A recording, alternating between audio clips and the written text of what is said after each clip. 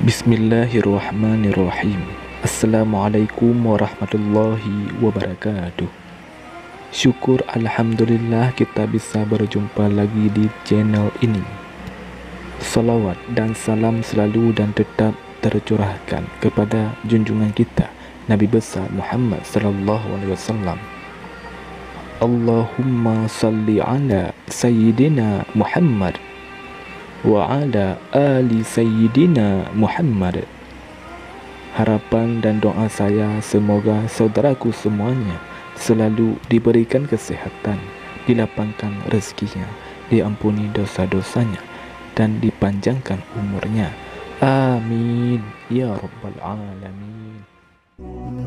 Saudara muslim yang dirahmati Allah Subhanahu wa taala, surga diciptakan sebagai tempat akhir bagi orang-orang pilihan Allah Subhanahu wa taala.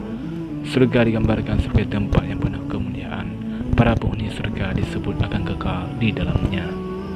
Allah Subhanahu wa taala berfirman dalam surah Al-Imran ayat 15 yang artinya, katakanlah, maukah aku beritahukan kepadamu sesuatu yang lebih baik daripada yang demikian itu untuk orang-orang yang bertakwa.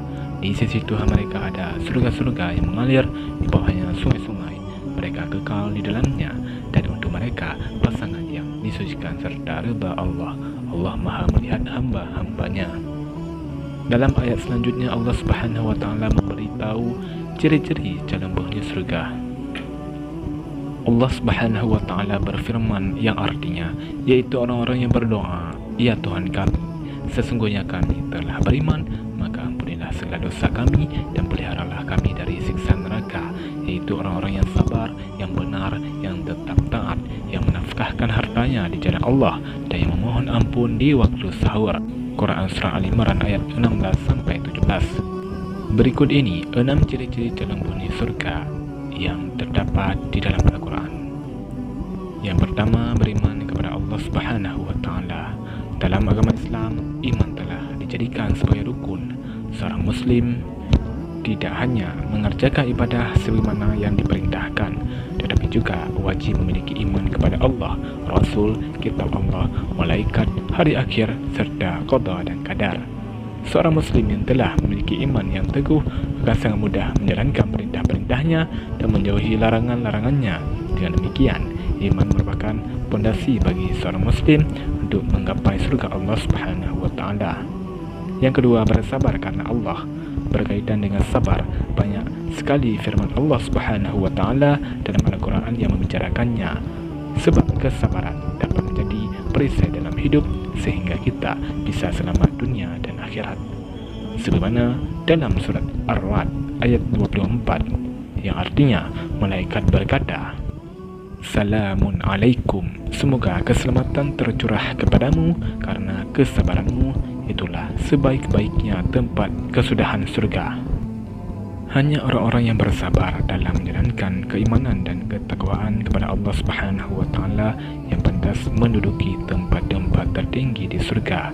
Hal ini termaktub dalam surat Al-Furqan ayat 75 yang artinya, mereka itu akan diberi balasan dengan tempat yang tinggi dalam surga atas kesabaran mereka, dan di sana mereka akan disambut dengan penghormatan dan salam. Yang ketiga, benar. Ciri selanjutnya dari calon penghuni surga adalah orang yang benar. Benar yang dimaksud adalah tidak hanya meyakini kebenaran yang disampaikan oleh Rasulullah sallallahu alaihi wasallam, tetapi juga beramal soleh atau berbuat kebaikan atas apa yang disyariatkan beliau.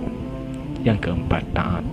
Ketaatan seorang hamba adalah bentuk kesalehannya dalam menjalankan perintah Allah Subhanahu wa taala serta menjauhi larangannya. Kesalehan tidak hanya diukur dari banyaknya sedekah, seberapa rajin ke masjid, berapa kali beribadah haji, tetapi juga dilihat dari sikap rendah hati, tidak sombong, dan jujur. Itulah bentuk ketaatan dalam Islam.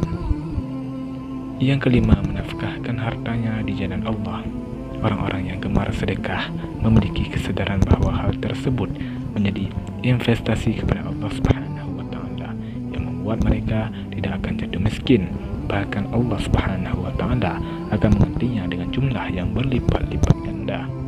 Lebih lanjut dijelaskan, keridaan seseorang dalam menafkahkan hartanya di jalan Allah Subhanahu wa taala kelak mendatangkan ridha Allah Subhanahu wa taala dengan balasan surganya.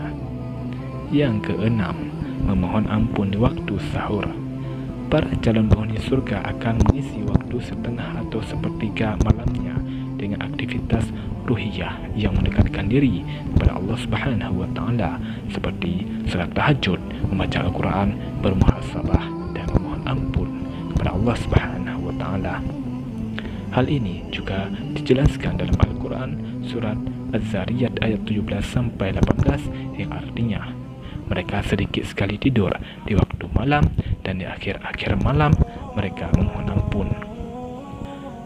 Saudara muslim yang dirahmati Allah Subhanahu wa taala, demikianlah 6 ciri-ciri calon penghuni surga menurut Al-Quran.